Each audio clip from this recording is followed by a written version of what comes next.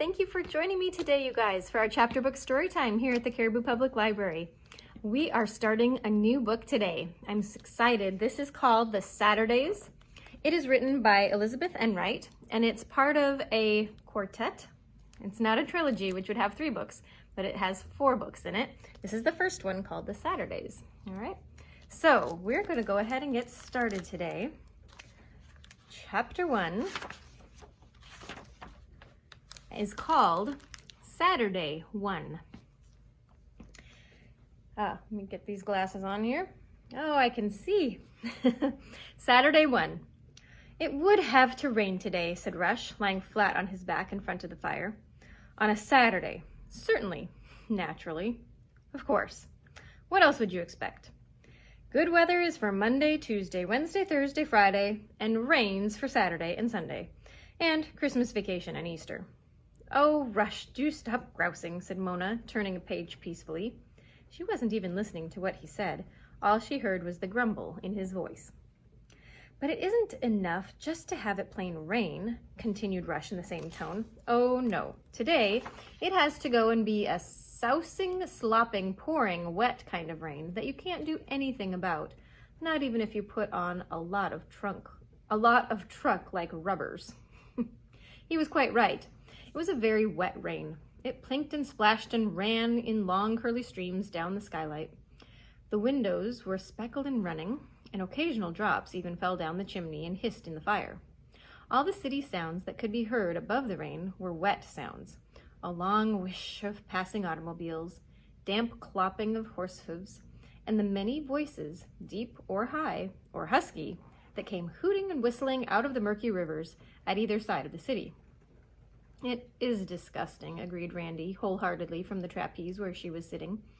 There's nothing to do. But Oliver took no part in the discussion, for he was perfectly happy. He was drawing pictures at his own little table, which had been Mona's little table first, and then Rush's, and then Randy's, and all depending on who was small enough to fit at the time. He was drawing with his whole being, red in the face, tongue between his teeth, feet wrapped around the chair legs. It was intensely hard work. Have you ever been like that when you were drawing? Like, tongue between the teeth and you were really focusing? The pictures were of battleships, only they all looked exactly like teapots because they had such big spout-shaped bows and great steamy plumes of smoke coming out of the tops of them. But Oliver was very pleased with them, and whenever he made an especially good one, he stuck it into the wall beside him with a thumbtack. There were about 7 pinned up already. There were 4 Melody children. Mona was the eldest. She was 13 and had 2 long, thick, butter-colored braids that she was always threatening to cut off. Rush came next. He was 12, dark with mussy hair and a look of mischievous wickedness. Miranda, always called Randy, was 10 and a half, with dark, untidy hair like Rush's. And Oliver was the youngest, 6 years old, a calm and thoughtful person. The room in which they were sitting might have been called a playroom, schoolroom, or nursery by most people, but to the Melondys it was known as the office. It was at the very top of the house, so that they could make almost all the noise they wanted to, and it had everything such a room should have: a skylight and 4 windows facing east and north, and a fireplace with a basket-shaped grate.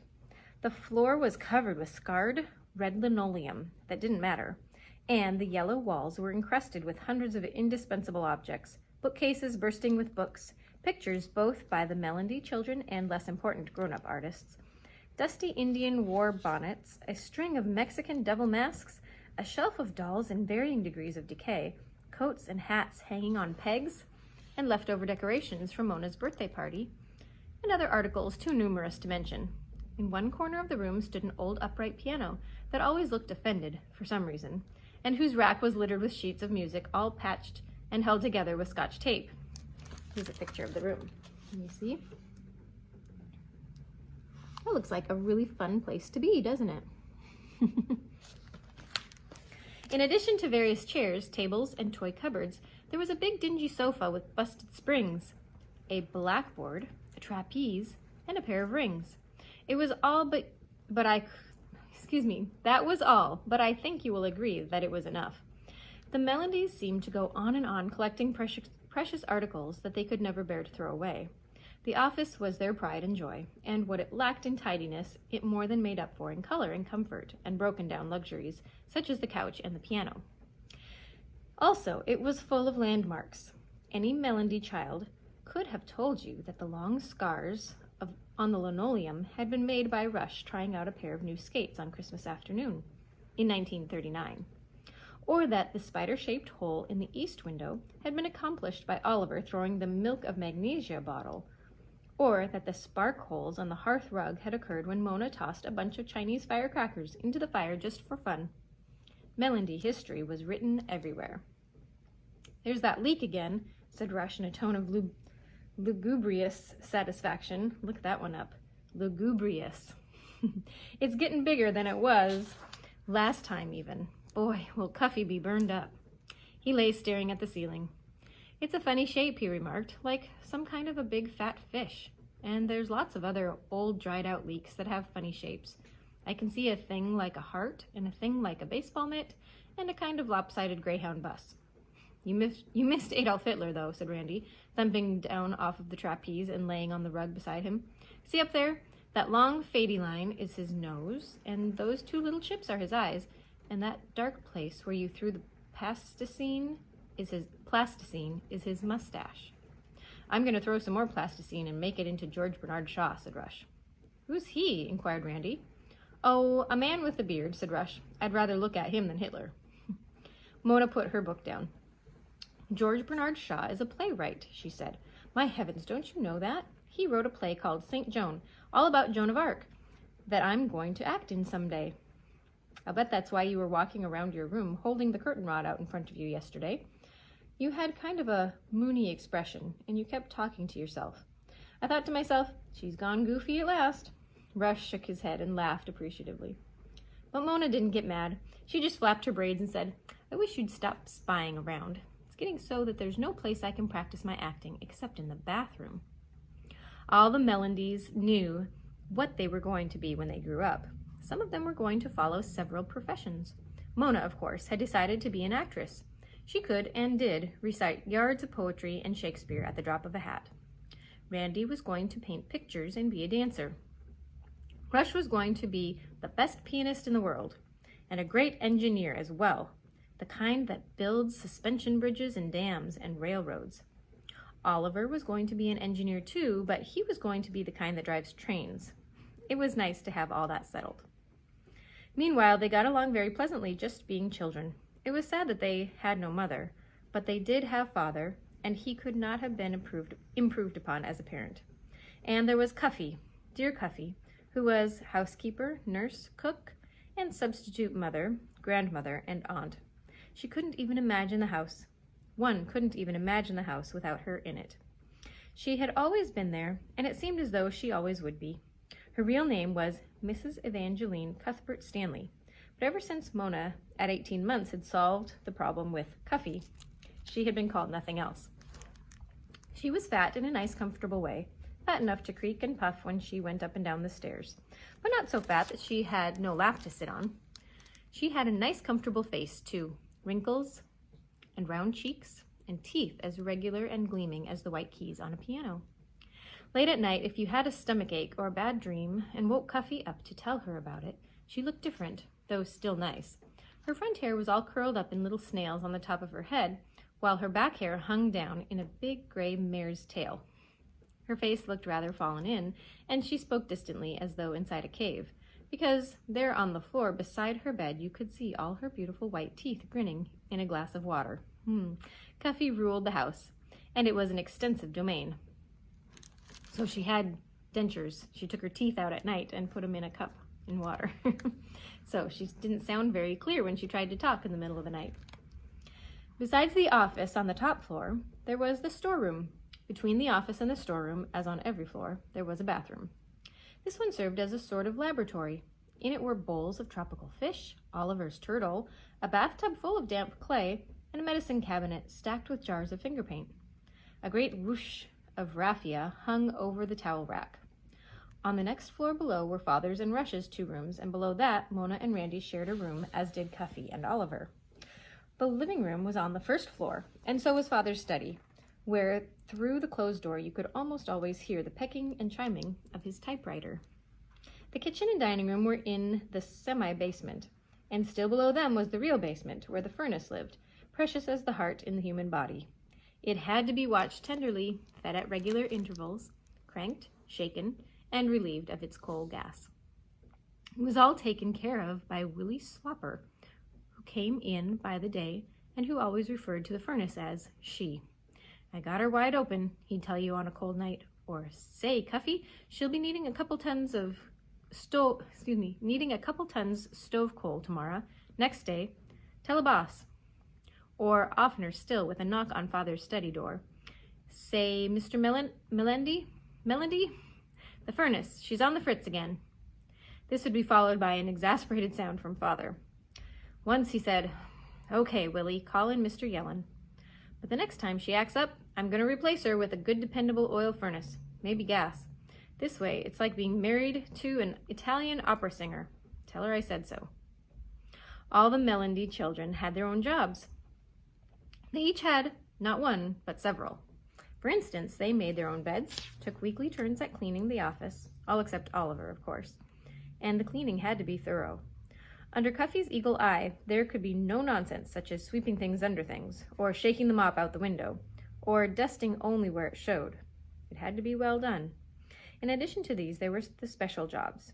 Rush shined all the shoes, took care of the fuse box, repaired the radio when necessary, and was sort of plumber's assistant to Willie Slupper. Mona helped Cuffy with the mending and ironing, and had the entire responsibility of keeping the living room tidy. Randy always set the dinner table and dried the dishes, as well as sorting the laundry and making out the lists. Even Oliver had his chores. He had to water all the plants and feed the fish and his turtle and see that the clay in the tub was kept moist. So between jobs and school and amusing themselves, life for the Melendys rarely contained a dull moment. This, however, was one of them. "I'm so bored," groaned Randy, lifting one foot in the air and letting it drop heavily, as though simply unable to sustain the weight of her boredom. "You and me both," agreed Rush. "I'm bored listening to you complain," complained Mona, slapping her book together. Oliver paid no attention to any of them.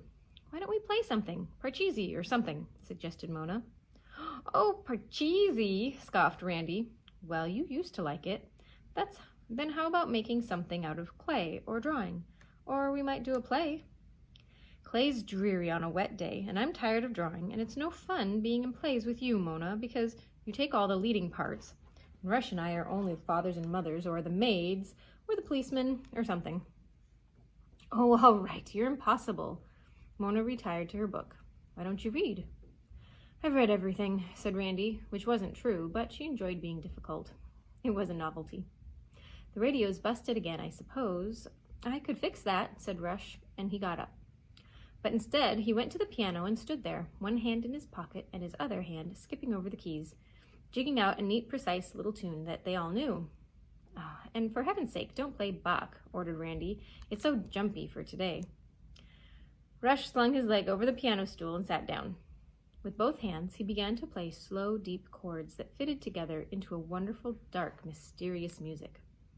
"Yes, that's better for today," approved Randy. "What is it, anyway?"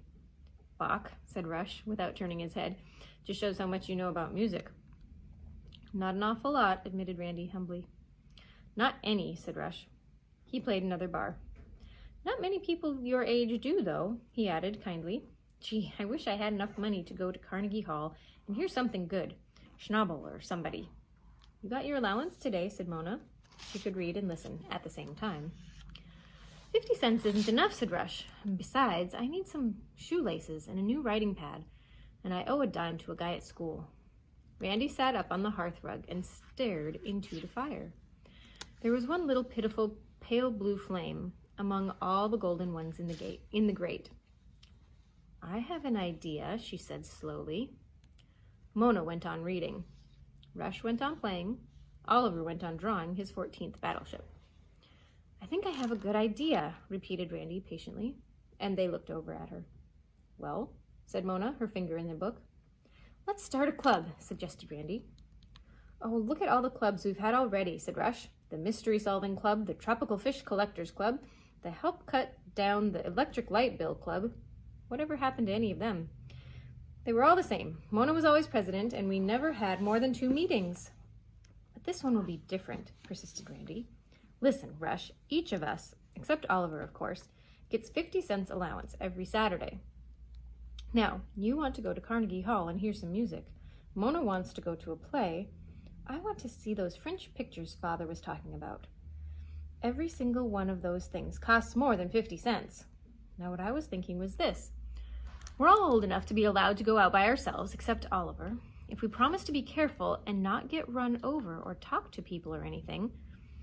So, why don't we put all of our allowances together once a week and let one of us spend them? I mean, for instance, Mona would get $1.50 next Saturday, and she could go to a play.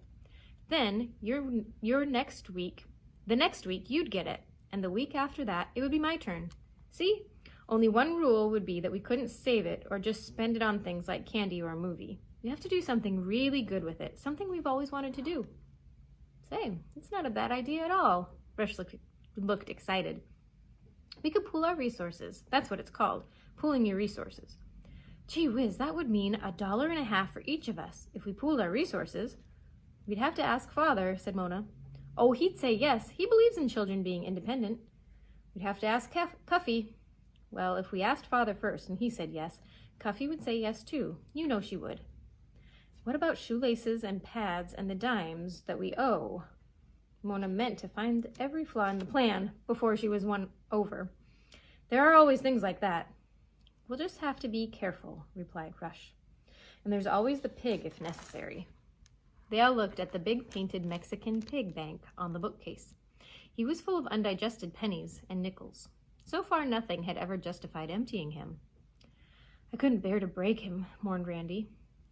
I think we could get enough out just by jiggling him upside down, and by kind of helping the pennies out with a nail file, supplied Rush. Mona gave him a look. You sound as if you've tried it already. Just once, admitted Rush, just to see how much there was. I put it all back in again, though. There was 79 cents then, and I'll bet there's a lot more now.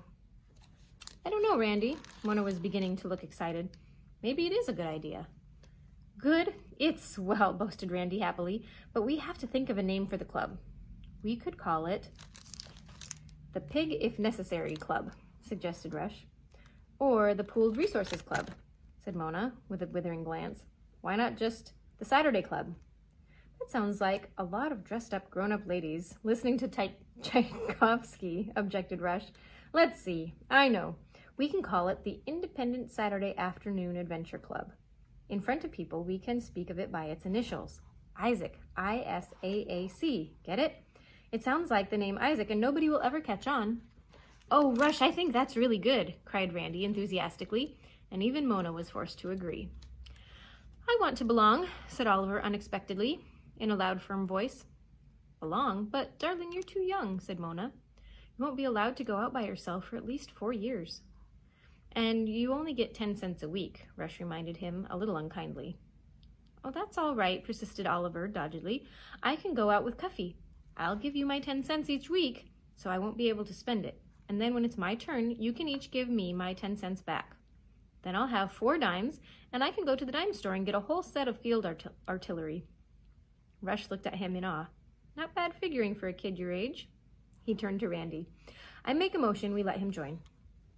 Of course he'll join, responded Randy warmly. And she went over to give Oliver a big hug, which he avoided neatly by putting his head under the table.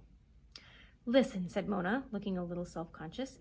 Is it all right if we do anything we want to? I mean, if I want to do something more than go to a play, can I do it? I don't see why not. And you can even keep it a secret if you want to. Can't she, Rush? Okay by me, said Rush. Maybe I'll go to the Metropolitan Opera House instead of Carnegie. Maybe I'll take a ride to Staten Island or go up on top of the Empire State Building. Maybe I'll buy a set of trained fleas. Who knows? $1.50 is no paltry sum. And my dime, Oliver pointed out. And your dime, Fatso, my friend, said Rush. That makes $1.60, and I think it's swell of you to want to do it. Oliver began putting his painting things away. It was dusky in the big room. The skylight glowed with a pale reflection of city lights, and the fire had burned to embers in the grate. Outside, the rain whispered and murmured against the glass, as though the air were full of secrets. Rush went back to the piano, playing softly, absent-mindedly, thinking about his Saturday and the way that he would use it. Mona lay face down on the sofa, and Randy sat cross-legged on the hearth rug. They were thinking, too. A piercing sound shattered the peace of the moment. Cuffy was blowing the police whistle down in the kitchen. That meant that it was time for Oliver's supper, time for Randy to set the table, time for Rush to get to work on the shoes, and for Mona to tidy up the office, since it was her week. It also meant that it was time for Father to stop working. If he didn't, Cuffy would come up to the study and stand at the door, saying gently but firmly, "Now, Mr. Mellandy, it's 5:30. You've been working a long time. You ought to get a little rest for yourself." And there she'd stand until Father was forced to give in. Mona snapped on the lights. "All right, kids, beat it," she said. "I'm going to pick up." Oliver and Rush ran down the stairs, Oliver galumphing like a baby buffalo, and Rush so quickly and lightly that you hardly heard him. Randy went into the bathroom in a daze and washed her hands in cold water. It took forever for the hot water to get up to the top floor. She was thinking, when my Saturday comes, what will I do with it besides the pictures? I mustn't waste a minute or a penny of it. It was like a door opening into an enchanted country which nobody had ever seen before, all her own, to do with as she liked. So that was Saturday 1. What do you think? Was that a good idea for those kids? To pool their resources, yeah, and have some exciting Saturday adventures? All right, well, we will see you next time with Chapter 2. Have a great night, everyone.